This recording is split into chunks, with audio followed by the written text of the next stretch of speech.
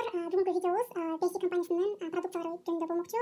Besi бул франциялык косметика, жалган натуралдуу, эч кандай химикалык заттары жок. Бүгүнкү биздин продукциябыз бул подводка. Подводкабыз бизде жидкеттеринде жана темно коричневый цветте болот. Бул көзүбүздүн цветине жарашыктуу болуп турат. Жана бул канча процент натуралдуу экенин баардык биздин продукцияларыбыздын коробкасында жазылууда. Подводкабыз бул жидкий бизде, жидкий жана жыты дагы фармацевтический жактан дагы жыты ичине уруп турат жана чөптөрдүн жыты бул дагы биздин натуралдуу экенин билдирип турат. Жана подводкабыздын щеточкасын карайбыз, щеточкасы аябай жакшы, удобный, коюуга дагы оңой. Бул биздин подводкабыз биз уктап калсак же болбосо ушала берсек эч кандай өчпөйт, стойкий болуп турат. Азыр мен көрсөтүп берем.